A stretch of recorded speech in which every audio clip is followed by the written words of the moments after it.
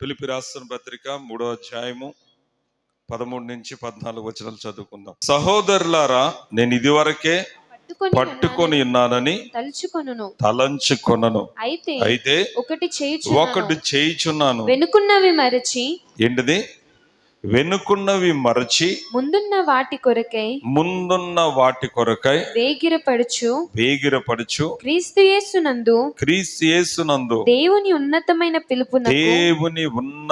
పిలుపునకు కలుగు బహుమానమును పొందవలనని గురి యొద్దకే పరిగెత్తుచున్నాను. ఎక్కడికి పరిగెడుతున్నాను?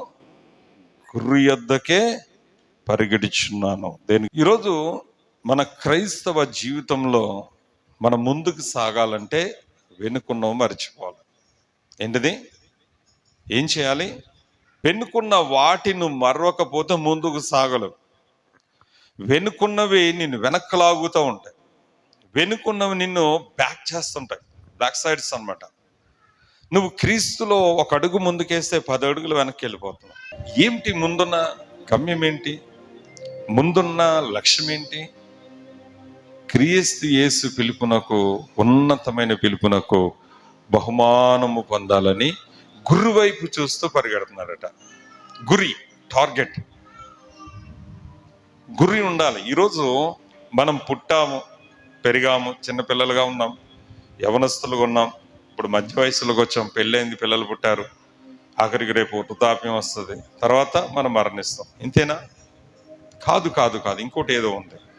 దేవుడు ఈ లోకంలోకి నిన్ను నన్ను ఎందుకు పంపించాడు, అసలు ఎందుకు పుట్టించాడు అని ఆలోచిస్తే ఆయన తన కోసం మనలను తయారు చేసుకున్నాడు.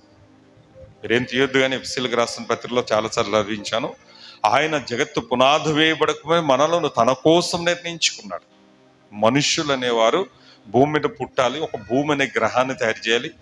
ఈ అనంత విశ్వంలో సూర్యుడి చుట్టూ తిరిగే 9 గ్రహాల్లో ఒక గ్రహమైన భూమి హ్యాబిటబుల్ జోన్లో ఉంది.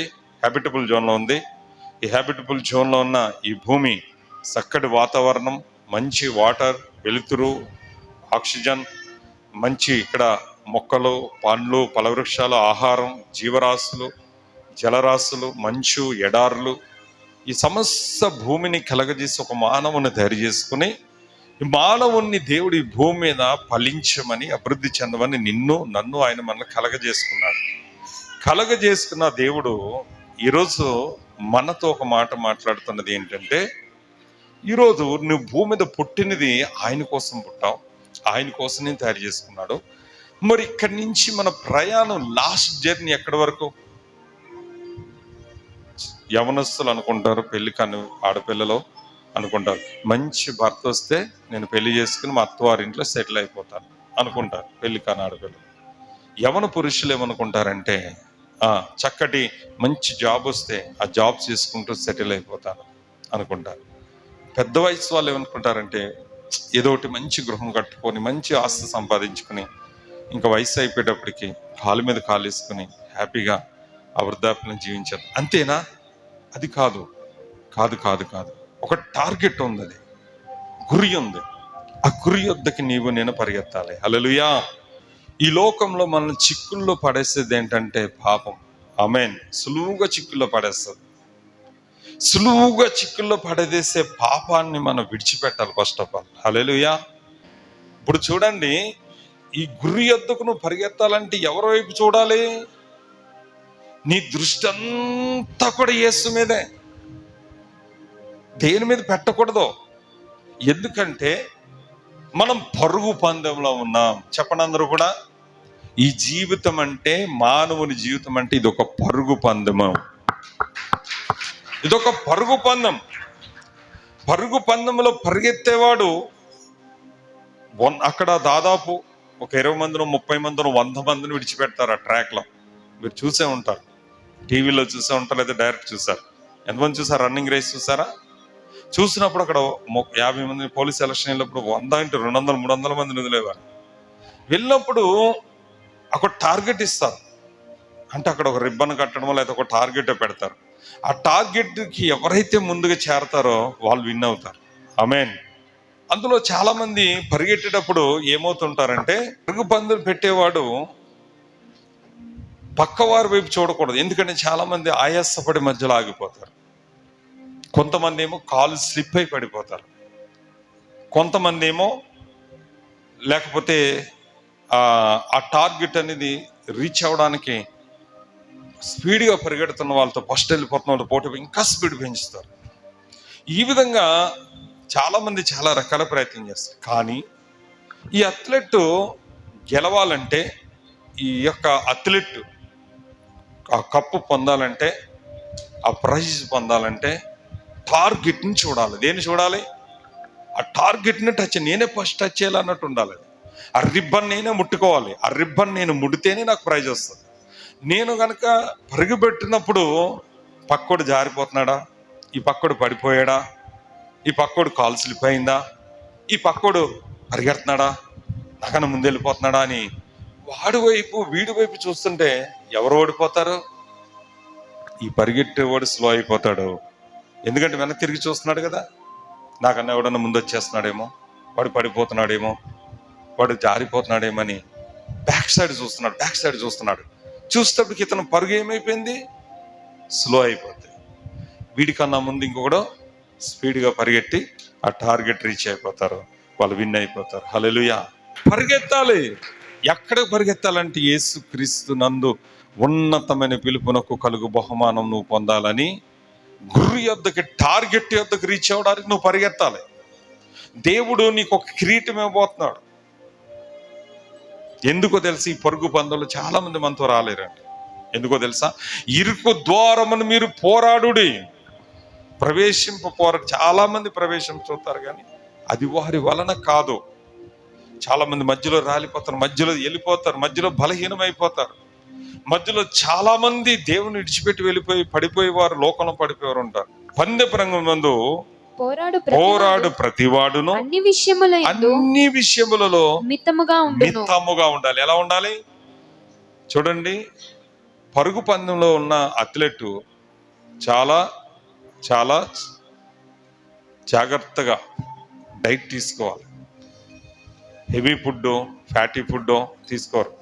ప్రోటీన్ తీసుకుంటారు, కార్బోహైడ్రేట్స్ తగ్గిస్తారు. తర్వాత వాళ్ళ ఎనర్జీకి ఏది కావాలో ఎనర్జీ సంబంధించిన ఫుడ్డే తీసుకుంటారు. మంచి విటమిన్స్ ఉన్న ఫుడ్ తీసుకునే వాళ్ళు చాలా ఉంటారు. తినాలని ఇంత బిర్యానీ తినా ఉంటుంది కానీ ఇంతే తింటాడు. ఇంత బిర్యానీ తినాలంటుంది కానీ ఎంత తింటాడు? కొంచెం స్మాల్ తీసుకుంటాడు, స్మాల్ కంటెంట్ తీసుకుంటాడు. మంచిగా అందరిలాగా తాగాలి, తిరగాలి, ఎంజాయ్ చేయాలని ఉంటుంది కానీ వారు డ్రగ్స్ తీసుకుంటే డోప్ టెస్ట్లో పట్టుబడిపోతారు. డ్రగ్స్ తీసుకోరు, లేకపోతే వ్యర్థమైన మత్తు పదార్థాలు తీసుకోరు, జాగ్రత్తగా ఉంటారు. అవును, క్రికెటర్స్ కానీ, రన్నర్స్ కానీ, తర్వాత ఒలింపిక్స్కి వెళ్ళేవారు కానీ, ఏషియన్ గేమ్స్లో ఉన్నవారు కానీ చాలా కఠోరమైన శ్రమ చేయాలి వాళ్ళు. ఎందుకంటే అక్కడ మెడల్ రావాలంటే, లేదంటే మెడల్స్ రావు. పందెపు రంగం ఉన్న ప్రతివాడు కూడా మితముగా ఉండాలి. ఎలా ఉండాలి? ఫస్ట్ ఆఫ్ ఆల్ మితం అంటే కంట్రోల్గా, ప్రతి విషయంలో కంట్రోల్గా. తిన్నామా తినలేదు అన్నట్టు, ఉన్నామా ఉండలేదు అన్నట్టుగా, ఏదో బ్రతికామా బ్రతకలేదు అన్నట్టుగా ఉండాలి. హల్లెలూయా. పివి సింధు టెన్నిస్ క్రీడాకారిణి. పుల్లెల గోపీచంద్ అని కోచ్ దగ్గర, ఆయన కూడా అథ్లెటే ఒకప్పుడు, మంచి క్రీడాకారుడు. ఆయన దగ్గర ఉదయమే 3 గంటలు లేచి వెళ్ళి అక్కడ గ్రౌండ్లో రెడీగా ఉండేదట. చాలా దూరం ప్రయాణం చేసుకుంటూ చలిలో, చాలా కఠోరమైన శ్రమాలు. అక్కడి నుంచి వచ్చి కాలేజీకి వెళ్ళి చదువుకుని చాలా కష్టపడిందట. అసలు చికెన్ తినడానికి ఆయన ఎన్నో నెలల తర్వాత ఒక్కరోజు చికెన్ తినడానికి పర్మిషన్ ఇస్తే ఆ రోజు కూడా జస్ట్ ఒక 2 పీసెస్ తిన్నదట. హల్లెలూయా. ఎక్కడో చదివాను నేను, ఎక్కడో విన్నాను. దేవునికి స్తోత్రం కలుగునుగా. అలా కఠోర శ్రమ చేసిన సింధు మరి చూడండి ఎంత చక్కటి టెన్నిస్ క్రీడాకారిని, మనకి ఎన్ని పథకాలు తెచ్చిందో తెలుసా? పివి సింధు మొన్న మ్యారేజ్ అయింది. హల్లెలూయా. ఇదన్నీ తెలియదు మన కేసీఆర్, ఎవరు రేవంత్ రెడ్డి తప్ప. ఈ పివి సింధు ఎవరో మీకు తెలియదు. మన హైదరాబాద్ వాసే టెన్నిస్ క్రీడాకారిని, ఎన్నో మెడల్స్ తీసుకొచ్చింది మన ఇండియాకి. గట్టిగా చెప్పలు కొడతాం. దేనికి స్తోత్రం కలుగు. హల్లెలూయా, హల్లెలూయా. ఎన్నో మెడల్స్ తీసుకొచ్చింది. అవునండి, ఈరోజు మనం ఎవరో తెలియదు, అథ్లెట్స్ మనం అందరం కూడా. ఎవరో మనం క్రైస్తవుడు అంటే ఎవరో అథ్లెట్ అంటే తెలుసా? ఆ రేసులో, ఆ పందెములో, ఆ యొక్క క్రీడలో, ఆ గేమ్లో కూడా నెగ్గాలంటే ఆ వ్యక్తి ఎలా మితముగా అంటే ఫిట్ గా ఉండాలి. ఆమేన్. మితముగా ఉండాలండి, ఫిట్ గా ఉండాలి. ఎలా ఫిట్ గా ఉండాలంటే పందెపు రంగం ముందు పరిగెట్టడానికి ప్రార్థనాపూర్వకంగా, విశ్వాసపూర్వకంగా ఒక అథ్లెట్ ఎలాగైతే మితముగా ఉంటాడో అలా మితముగా ఉండి, ఎలా ఉండాలట? మితంగా ఉండి వారు క్షయమగు కిరీటం కొరకు పొందుటకు, మనమైతే అక్షయ కిరీటం పొందుటకు మితముగా ఉండాలి. హల్లెలూయా. ఈ భూ సంబంధమైన రన్నింగ్ రేస్ లో కానీ, ఒలింపిక్స్ లో కానీ, ఏషియన్ గేమ్స్ లో కానీ, లేకపోతే ఇప్పుడు వరల్డ్ క్రికెట్ వస్తుంది 4 సంవత్సరాలకు ఒకసారి. ఏంటిది? గేమ్స్ ఉన్న వారందరూ కూడా గెలవడానికి, బహుమానం పొందడానికి, ఇహలోక సంబంధం వరల్డ్ కప్ పొందడానికి వరల్డ్ క్రికెట్ వస్తుంది. వరల్డ్ కప్ కోసం వాళ్ళు అన్ని దేశాలు కలబడతాయి చాలా ఉత్కంఠతో. బీపీ ఎక్కువైపోతున్నా సరే, మన ఇండియా నెగ్గాలి అంటే లాస్ట్కి ఫైనల్గా వచ్చి పోతుంది మన ఇండియా. స్తోత్రం. కానీ సూర్యమండ కానీ ఒకప్పుడు నెగ్గింది ఇండియా. అప్పుడు పండగలు చేసుకున్నారు వారం రోజులు మొత్తం. ఎందుకు? మన వాళ్ళు నెగ్గారని. మనకు ఒక వరల్డ్ కప్ తీసుకొచ్చారు, ప్రపంచ కప్పు నెగ్గింది క్రికెట్. చాలా హ్యాపీ ఫీల్ అయ్యారు. 11లోనే ఎప్పుడో నాకు గుర్తులేదు, ఇయర్ అయితే 2011 అనుకుంటా వరల్డ్ కప్ నెగ్గారు. అయితే ఈరోజు మనం కూడా, వారేమో క్రికెటర్స్ కానీ, రన్నర్స్ కానీ, అథ్లెట్స్ కానీ ఎవరైనా సరే అక్కడ మితముగా ఉంటారు. మితకం అంటే కంట్రోల్గా, అంటే ఫిట్గా. ప్రతిరోజు కూడా ఏం చేస్తారు? ప్రాక్టీస్ చేస్తారు. అవునా? ఎక్సర్సైజ్ చేస్తారు, ప్రాక్టీస్ చేస్తారు. ఫుడ్ కూడా ఏదైతే తినరు, మితముగా ఫుడ్ కూడా తీసుకుంటారు. రాత్రి పగలు వారు ఏం చేస్తారంటే చాలా ప్రాక్టీస్ చేస్తూ, చాలా టైం టు టైం నిద్రపోతూ, టైం టు టైం లేస్తూ బాడీని ఫిట్గా ఉంచుకుంటారు. ఎందుకో తెలుసా? వారు గనక ఆ పందెపు రంగంలో, అంటే ఆ క్రీడలో వెళ్ళినప్పుడు వారు బలహీనం కాకూడదు, వాళ్ళు పడిపోకూడదు, అక్కడ ఓడిపోకూడదని తమ్మును నలగొట్టుకుంటారు. దేనికి స్తోత్రం కలుగును గాక. అలాగే ఈరోజు క్రైస్తవ జీవితం అంటే మీరు అనుకుంటున్న ఒక సామాన్యమైన జీవితం కాదు ఇది. ఒక అక్షయ కిరీటం ఉంది మనకి. ఏ కిరీటం? అది క్షయమైపోయే కిరీటం. అవునా? వరల్డ్ కప్ కానీ, ఇంకేదైనా కప్పు కానీ, మెడల్స్ అన్ని భూ సంబంధమైన ఒకరోజు మట్టిలో పోతాయి. కానీ నీ జీవితంలో దేవుడిచ్చే ఒక బహుమానం ఉంది. అదేంటి తెలుసా? అక్షయ కిరీటం. దేనికి స్తోత్రం. ఏ కిరీటం? అక్షయ కిరీటం. ఈ కిరీటం దేవుడు నీకు ఇవ్వాలనుకుంటున్నాడు. ఈ కిరీటం దేవుడు నీ తల మీద ధరింప చేయాలనుకుంటున్నాడు. ఈ కిరీటంలో దేవుడు నీకు పరలోకం మనం చేరిన వెంటనే, మన పరుగు కడముట్టించిన వెంటనే, ఇహలోక ప్రయాణం ముగిసిన వెంటనే మనం దేవదూతలు వచ్చి మనల్ని పరలోకానికి తీసుకెళ్ళిపోతారు. పరలోకానికి వెళ్ళినప్పుడే అక్కడ గొప్ప వెల్కమ్ ఉంటుంది. వెల్కమ్ చెప్పి అక్కడ నిన్ను ముందు పరదేశంలో చేర్చి, ప్రభువారు తన రాకల్లో నిన్ను అక్కడ పరలోక రాజ్యం చేర్చేటప్పుడు, బలా నమ్మకమైన మంచి దాసులా, మంచి పోరాటం పోరాడితివి, ఇదిగో అక్షయ కిరీటం అని నీ తల మీద కిరీటం ధరింపజేస్తారు. హల్లెలూయా. ఎవరికే? గెలిచిన వారికి ఇస్తారా, ఓడిపోయిన వారికి ఇస్తారా? పందెపు రంగంలో గెలిచిన వారికి ఇస్తారా, ఓడిపోయిన వారికి ఇస్తారంటే గెలిచిన వారికి మాత్రమే ఇస్తారు. ఆమేన్. గెలిచిన వారికి మాత్రమే ఇస్తారు. గెలవాలి, మనం ఓడిపోకూడదు. చాలా మంది ఏంటంటే ఈ పందెపు రంగంలో ఓడిపోతున్నారు, బలహీనమైపోతున్నారు, పడిపోతున్నారు. ఎందుకో తెలుసా? బ్యాక్ సైడ్ చూడటం, వెనుకొన్న వైపు చూడటం. యేసు వైపు చూడాలి, టార్గెట్ వైపు చూడాలి. ఆ రన్నర్ గెలవాలంటే టార్గెట్, ఇంకెవరు కనపడకూడదంటే. ఇది పౌలు గారు నేను చెప్పిన మాట కాదు, పౌలు గారు చెప్తున్న మాట. టార్గెట్ మనం రీచ్ అయిపోవాలి.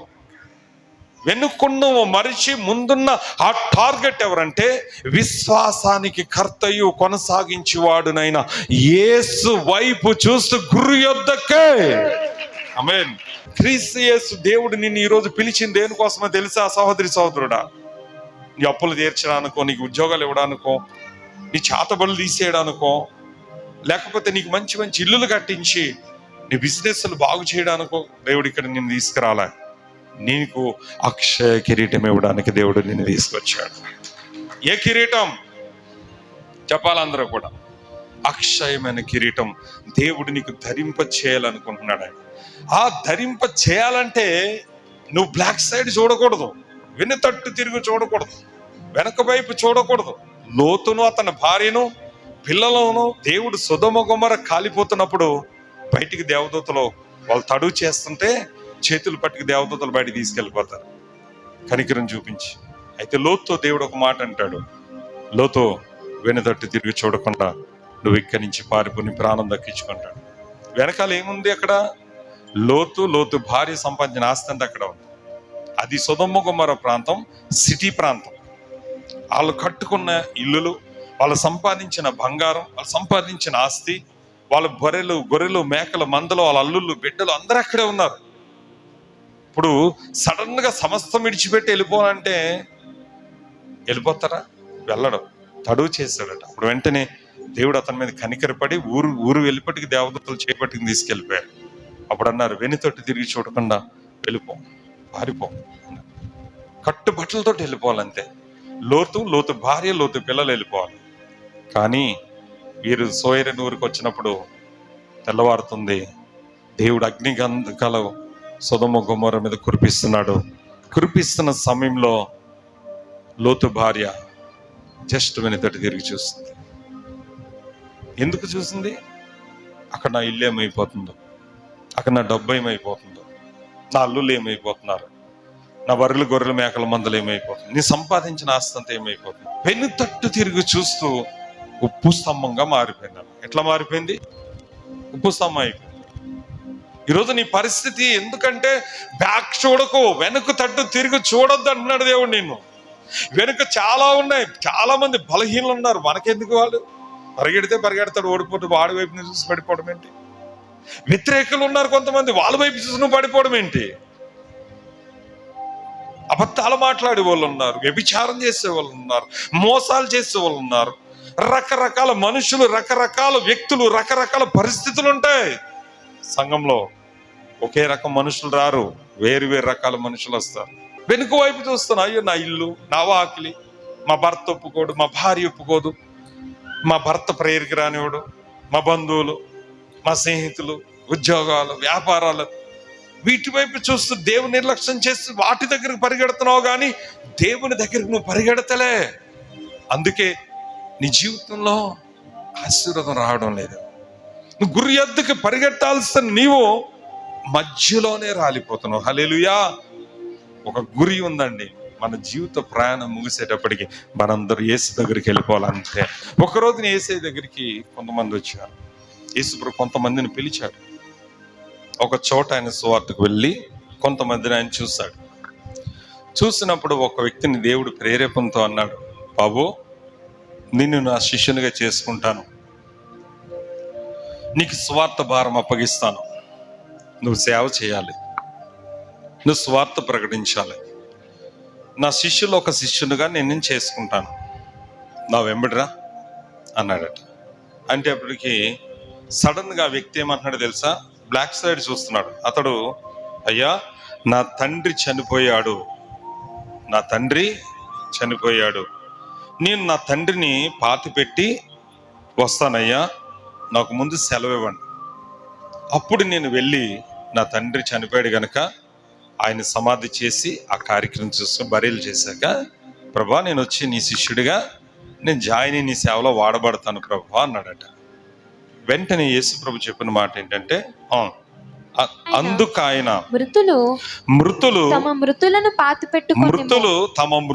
పాతి పెట్టుకుంటారు, నీవు వెళ్ళి దేవుని రాజ్యమును ప్రకటించుమని వానితో చెప్పాను. గట్టిగా చెప్పలు కొడదాం. హల్లెలూయా, హల్లెలూయా.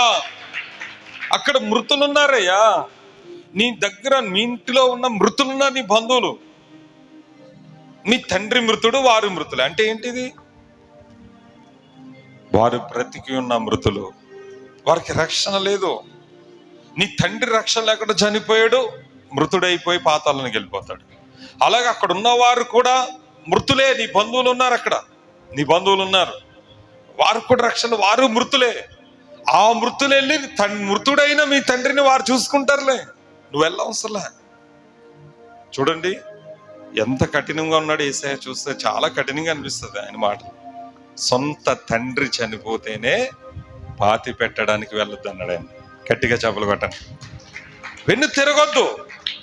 ఎందుకో తెలుసా? నీకు అక్షయ కిరీటం ఉంది, నీకు దేవుడిచ్చి ఉన్నతమైన పిలుపునకు కలుగు బహుమానం ఉంది. ఈ బహుమానం పొందాలంటే నువ్వు వెన్నుతట్టు తిరిగి చూడకుండా నా వెంబడి రాని ఆ వ్యక్తితో చెప్పాడు. హల్లెలూయా. ఇంకొకరిని పిలిచాడు యేసయ్య శిష్యుడిగా. వాడు అంటున్నాడట, ప్రభా నేను నీ వెంట వస్తాను కానని కాదు, కానీ first I can take permission. నేను ఇంటికి వెళ్ళి మా మమ్మీ దగ్గర, మా డాడీ దగ్గర, మా అన్నదమ్ముల దగ్గర, మా అక్క చెల్లెల దగ్గర, మా కుటుంబీకుల దగ్గర, అందరి దగ్గర ఇదిగో నేను పర్మిషన్ తీసుకుంటాను. ఇక నన్ను యేసయ్య పిలిచాడు, నేను ఇంకా ఆయన సేవకి వెళ్ళిపోతున్నాను. దయచేసి ఇంకా నన్ను మీరు జ్ఞాపకం చేసుకోకండి, ఇంకా నేను యేసయ్యతో ఉంటాను అని చెప్పి వస్తానయ్యా, అప్పుడు వచ్చి శిష్యుడు అవుతాను. ఇంటికి వెళ్తే ఊరుకుంటుందా? తల్లి ఊరుకుంటుందా? కొడుకు తను విడిచిపెట్టి వెళ్ళిపోతున్నాడంటే ఊరుకోదు. తండ్రి ఊరుకుంటాడా? ఊరుకోడు. మన అన్నదమ్ములు ఊరుకుంటారా? ఫోన్లో వెళ్ళిపోంటారా? వెళ్ళిపోరు. కుటుంబీకులు అడ్డుపడతారు. ఎవరి వైపు చూస్తున్నారు? మొదటి వ్యక్తి ఎటువైపు చూస్తున్నాడో? చనిపోయిన తండ్రి వెనుక తట్టు చూస్తున్నాడు. ఈ రెండో వ్యక్తి ఎవరి వైపు చూస్తున్నాడు? యేసయ్య వైపు చూస్తున్నాడా? ఎవరి వైపు చూస్తున్నాడు? ఇంటి వారి వైపు చూస్తున్నాడు. హల్లెలూయా. ఇంటి వారి వైపు చూస్తున్నాడు, అన్నదమ్ముల వైపు చూస్తున్నాడు, అక్క చెల్లెలు తల్లిదండ్రుల వైపు చూసి ఫస్ట్ నేను వెళ్ళి పర్మిషన్ తీసుకుని వచ్చాక ఐ కెన్ నేను జాయిన్ అవుతాను, నీతో జాయిన్ అవుతున్నప్పుడు వస్తాను. లోకరక్షకుడు దేవాది దేవుడు కళ్ళ ముందు నిలబడి రెండయ్యా నా శిష్యులుగా నేను మిమ్మల్ని చేసుకుంటానంటే వాళ్ళన్ని సాకులు చెప్తున్నారు. కానీ యేసయ్య శిష్యులు అలా చేయలేదండి. ఏం చేశారు తెలుసా? రాత్రంతా వలలు వేసిన చేపలు పట్టలేదు. యేసయ్య చెప్పిన మాట బట్టి వలలు వేసి చేపలు పడితే వెంటనే అన్నాడు, ప్రభు మీక నుంచి మిమ్మల్ని నేను చేపలు పట్టేవారుగా కాదు మనుషులు పట్టేవారుగా చేస్తానంటే వలలు, పడవలు సమస్తం విడిచిపెట్టి వారు వెంబడించారు. అందుకే వారే అపోస్తులయ్యారు. గట్టిగా జబ్బలు కొట్టాను. వారే యేసయ్య శిష్యులయ్యారు. వారే ప్రపంచ సువార్తను ప్రకటించగలిగారు. ఎందుకో తెలుసా? వారు ప్రభువా మా తండ్రి చనిపోయి పాత పెట్టుకుని వస్తాను ఒకడు అంటున్నాడు. ఇంకొకటి ఏమన్నాడు? మా ఇంటి వారి దగ్గర పర్మిషన్ తీసుకుని వస్తాను ప్రభు అని వెనక తట్టి చూస్తున్నాడు. ఈరోజు నీ జీవితంలో ఏదన్నా దేవుడు పిలిచి ఈ పని ఉందా అంటే, నాకు కుదరదండి, అక్కడికి వెళ్ళాలి, నాకు కుదరదు, ఈ పని చేయాలి, దేవుడి పని ముందు పక్కన పెట్టేస్తావు, నాకు వీలు కాదు, నేను అక్కడికి వెళ్ళాలి, నాకు వీలు కాదు, నేను ఎక్కడికి వెళ్ళాలని సాకులు చెప్తావు. నీకేం చెప్పాలో అర్థం కాదు. నీకు ఇటు బహుమానం వద్దులే బాబు అనుకుంటాను. ఏమనుకుంటాను? దేవుడిచ్చే బహుమానం వద్దు, అందుకే సాకులు చెప్తున్నాడు. దేవుడిచ్చే బహుమానం కావాలన్న వాడు వెనుతటి తిరిగి చూడకూడదు. హల్లెలూయా. తన ఇంపార్టెంట్ పనైనా వెనక తిరిగి చూడకూడదు. చాలా కోట్లు నష్టం వస్తున్న వెనుతటి తిరిగి చూడకూడదు. ఆఖరికి ఆస్తి నష్టమైపోతున్న వెనుతటి తిరిగి చూడక దేవుడు ఎందుకు తన దాసుని ద్వారా ప్రేరేపించి పని అప్పచెప్పాడు, ఆ పని నేను కంప్లీట్ చేయాలా, గురి వైపు చూడాలా. నీ టార్గెట్ ఎప్పుడు యేసయ్య, కానీ నీ టార్గెట్ అంతా పైసా, నీ టార్గెట్ అంతా డబ్బు, నీ టార్గెట్ అంతా ఈ లోకం, మంచి బిజినెస్, మంచి ఆస్తులు పాస్తులు, మంచి ఉద్యోగ వ్యాపారాలు, ఇల్లులు బంగ్లాలు, కారులు మేడలు మిద్దులు, ఈ నీ టార్గెట్. ఇవి కాదు టార్గెట్ నీకు. ఈ టార్గెటే కాదు నీది, ఎందుకంటే ఇవి నీతో రావు. ఈ టార్గెట్ నీకున్నంత సేపు నీకే దొరకదు కూడా. హల్లెలూయా. నీ టార్గెట్ అంత ఏంటంటే గురువైపు చూస్తూ యేసుక్రీస్తు నొద్దకు వెనుకున్నవి మరచి ముందున్న వాటికై పరిగెత్తాలి. అప్పుడే దేవాది దేవుడు నువ్వు గెలుస్తావు గనక అప్పుడు ఉన్నతమైన బహుమానాలు ఈ లోకంలో నీకు ఇస్తాడు. హల్లెలూయా. మన టార్గెట్ ఈ లోకం కాదండి. మన టార్గెట్ ఏదో గొప్ప బంగ్లాలు కట్టడం, మన టార్గెట్ ఏదో మంచి పైసా సంపాదించడం, మన టార్గెట్ ఏదో మంచి జాబ్ కొట్టడం కాదు. మంచి టార్గెట్ ఏదో మంచి భర్త భార్యను చూసి పెళ్లి చేసుకుని సెటిల్ అయిపోవడం కాదు. మన టార్గెట్ అంతా ఏంటంటే పరలోకం. చెప్పండి అందరూ కూడా. ఆయన ఎక్కడున్నాడు? ఆకాశమందు ఉన్నాడు. ఎక్కడున్నాడు ఆయన? ఆకాశమందు ఉన్నాడు. ఆయన సింహాసనాసీనుడై ఉన్నాడు అక్కడ. ఆయన దగ్గరికి మనం ఎప్పుడు వెళ్ళిపోవాలా? ఎప్పుడు దావీదంట రెక్కలు ఉంటే గుమ్మవాళ్ళు ఎగురొచ్చేస్తారా నీ దగ్గరికి అన్నాడు. దావీదు ఆలోచన, దావీదు తలంపులు ఎప్పుడు కూడా ఎక్కడుండే తెలుసా? పరలోకం. పరలోకం. ఆమేన్. ఆయన ఆలోచన అంతా పరలోకమే. ఆయన కీర్తన గ్రంథం చదివితే అంతా పరలోకమే కనిపెడుతుంది, ఎక్కడ ఈ లోకం కనిపిస్తుంది. కానీ ఈ లోకంలో ఆయన కొదువు ఇచ్చాడు దేవుడు. ఈ లోకంలో ఏం కొదువు లేదు. ఐశ్వర్యవంతుడు, అన్నీ ఉంచాడు దేవుడు. కానీ ఆయన టార్గెట్ అంతా ఎవరంటే యేసయ్య. హల్లెలూయా. యేసయ్య కన్నులారా చూశాడు. నా కుడి పాసంను కూర్చున్నామని నా ప్రభువుతో చెప్పాను. ఆమేన్. కన్నులారా చూస్తున్నాడు. ఆకాశమందున్న ఆసీనుడా, నేను నీ తట్టు కన్నులెత్తుచున్నాను. ఒక దాసి కన్నులు యజమానురాలు చేతులు తట్టు, ఒక దాసుడు కన్నులు యజమానుడు చేతులు తట్టు చూసినట్టుగా నేను చూస్తున్నానయ్యా అని పూర్తిగా దేవుని వైపు తన హృదయం ఎత్తుకున్నాడు. ఆల్రెడీ మనం నాగటి మీద చేపెట్టేశాం. యేసుక్రీస్తుని ఎప్పుడు నమ్ముకున్నావో, ఎప్పుడు నువ్వు బాప్తిసం పొందావో, ఎప్పుడు ఆయన ప్రభు రక్తం పొందావో, ఆయన పొలము దున్నడానికి, ఆయన వ్యవసాయం చేయడానికి, ఆయన వ్యవసాయం చేసి అనేక ఆత్మలను పంట పండించి ఆయన రాజ్యం చేర్చడానికి నువ్వేం చేసావు? నాగటంటే తెలుసు కదా, నాగలంటే తెలుసు కదా, నాగలి. ఇప్పుడు ఎద్దులు లాగుతాయి, కానీ వెనకాల కంట్రోల్ చేస్తుండాలి ఆ వ్యక్తి ఆ నాగల్ని, పడిపోకుండా. లేదంటే అటు ఇటు పడిపోద్ది. చాలా బలంగా గుచ్చి దాని మీద నిలబడాలి. ఆ ఎద్దులు లాగుతుంటే ఈ నాగటి మీద చెయ్యట్టి ఉన్నాడు. సరే, నాగలు ఎద్దులు లాక్కుంటే నాగటి వదిలేస్తే ఏమైపోద్ది? పొలం దున్నలేరు. నాగలు విడిచిపెట్టిన వ్యక్తి ఆ పొలం అనేది దున్నకుండా, వ్యవసాయం పండకుండా. ఈరోజు నువ్వేం చేస్తున్నావు అంటే, నాగటి మీద చేయట్టావు. ప్రభు కొరకు బ్రతుకుతాను, ప్రభు సేవ చేస్తాను, ప్రభు సాక్షిగా ఉంటాను, నా చేతబలు తీశాడు, నన్ను స్వస్థపరిచాడు, నన్ను విడుదలిచ్చాడు, నన్ను బాగు చేశాడు, నన్ను బ్రతికించాడు అని అంటున్నావు. కానీ నువ్వు వెనుతట్టు తిరిగి చూస్తున్నావు. వెనుకున్న వాటినే చూస్తున్నావు. వెనుకున్న భర్త వైపు చూసి పడిపోతాను, వెనుకున్న భార్య వైపు చూసి పడిపోతాను, వెనుకున్న విశ్వాసుల వైపు చూసి పడిపోతున్నావు, వెనుకున్న బంధువుల వైపు చూసి పడిపోతున్నావు. వెనుకున్న వాటిని చూడొద్దు. నన్ను బహుమానం కావాలంటే చూడొద్దు. వద్దులే, నాకు ఎందుకులే అనుకున్నావు అనుకో, చూడు ఎవడొద్దు అన్నాడు. బహుమానం పొందాం, ఆఖరికి నువ్వు పోయేది అక్కడికే. ఓడిపోయినోడికి ఏమన్నా కిరీటం ఇస్తారా? ఓడిపోయినాడు కిరీటం ఇస్తారా? ఎవరు? దేవుడేం కిరీటం ఇవ్వడు. నువ్వు ఓడిపోయినప్పుడు ఖచ్చితంగా నువ్వు పోయేది పాతాళానికి. దేవుని స్తోత్రం కలుగునుగా. హల్లెలూయా. వెనుకున్నవు మరిచి ముందున్న వాటి కొరకు వేగిరిపడుచు క్రీస్తు యేసునందు కలుగు ఉన్నతమైన పిలుపును కలుగు బహుమానం ఒకటి ఉంది. దాని వైపు చూడ. నువ్వు టార్గెట్ అంతా యేసయ్య.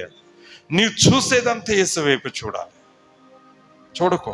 అవును, నీ భర్త వ్యతిరేకంగా ఉన్నాడేమో, నీ భార్య వ్యతిరేకంగా ఉందేమో, నీ బిడ్డలు వ్యతిరేకంగా ఉన్నారేమో, లేకపోతే నీ కుటుంబీకులు వ్యతిరేకంగా ఉన్నారేమో. వారి వైపు చూడకు. వారి వైపు చూస్తూ నువ్వు పడిపోతావు. వారి వైపు చూస్తే ఈ పరుగు పన్ను ఓడిపోతావు. వారి వైపు చూస్తే నువ్వు బలహీనమైపోతావు. ఎక్కడికి పోడు నీ భర్త, ఎక్కడికి పోదు నీ భార్య, ఎక్కడికి పోదు నీ బిడ్డల. నువ్వు ప్రార్థన చేస్తున్నప్పుడు దేవుడు వారి చుట్టూ కంచి వేసి ముళ్ళు పెట్టి అవసరమే తీసుకొస్తాడు దేవుడు నీ దగ్గర, నీ పాదాల దగ్గర పడేస్తాడు. ఎప్పుడో తెలుసా? నువ్వు ఆయన వైపు చూడడం మానేసి, ఆమె వైపు చూడడం మానేసి, నువ్వు యేసు వైపు చూడడం మొదలు పెట్టినప్పుడు. ఆమేన్. ఈరోజు సోదరు పరుగు కొడమట్టించారు భక్త సింగ్ గారు, దేవదాసాయి గారు, తర్వాత దినకరణ్ గారు, దైవజనులు, చాలా మంది ఏసన్న గారు, వీళ్ళందరూ కూడా ఏం చేశారు? తమ పరుగు కడముట్టించి క్రీస్తు యేసున పిలుపున కలుగు ఉన్నత బహుమానం పొందడానికి ఆ బహుమానం పొంది ఉన్నారు ఇప్పుడు అక్కడ పరదేశంలో. హల్లెలూయా. క్రీస్తు యేసు పిలుపున కలుగు ఉన్నతమైన బహుమానం పొందాలంటే ఏం చేయాలి చెప్పాలి? వెనుకున్న దురలవాట్లు, గాంజాయి, సిగరెట్లు తాగుడు చూడకు. వెనుకున్న సినిమాలు, షికార్లు చూడకు. వెనుకున్న స్నేహాలు, దుష్ట స్నేహాలు చూడకు. వెనుక వదిలేసిన పాత జీవితం వైపు చూడకు. వెనుకున్న అప్పుల వైపు చూడకు. వెనుకున్న ఆస్తిపాస్తుల వైపు చూడకు. వెనుకున్న కుటుంబం వైపు చూడకు. వెనుకున్న బంధువుల వైపు చూడకు. వెనుకున్న ఆత్మీయతలైన బలహీనలైన వారి వైపు కూడా చూడకు. వాళ్ళని చూసి వీళ్ళని చూసి ఎందుకు పడిపోతావు?